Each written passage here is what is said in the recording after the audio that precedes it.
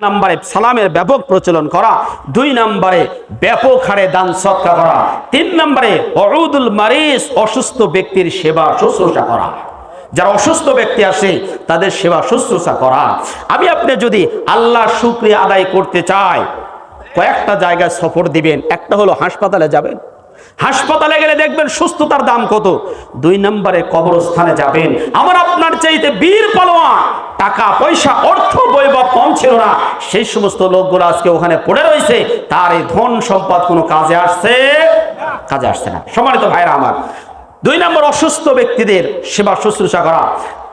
4 নম্বরে খেয়াল করেন, অসল্লু ওয়ান নাসু বিদিয়া, মানুষ যখন ঘুমিয়ে যায় সেই সময় ঘুম থেকে জাগ্রত হয়ে তাহাজ্জুদের নামাজ আদায় করা। সুবহানাল্লাহ। আপনাদের বলছিলাম আল্লাযীনা ইয়াবিতুনা লিরাব্বিহিম সুজদাা ওয়া কিয়ামা, যারা সারা রাত ঘুমাবে না, রহমানের বান্দা যারা হবে তারা সারা রাত ঘুমাবে না, বরং রাতের কিছু অংশ দাঁড়িয়ে দাঁড়িয়ে তারা তাহাজ্জুদের নামাজ আদায় করবে। এই যে অসল্লু ওয়ান নাসু বিনিয়া, মানুষ যখন ঘুমিয়ে যায় সেই সময় দাঁড়িয়ে দাঁড়িয়ে আল্লাহর সাথে প্রেম নিবেদন করতে হবে।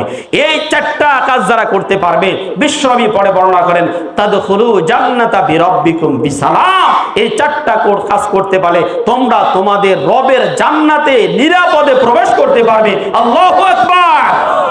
এই 4টা কাজ করা যাবে না? করা যাবে না? না, এত আওয়াজ ছোট কেন? এই 4টা কাজ করা যাবে? কারা করবে? ওই পাড়া মানুষেরা। জোরে বলেন কারা করবে? এই জোরে বলেন 4টা কাজ কারা করবে? লিল্লাহি তাকবীর।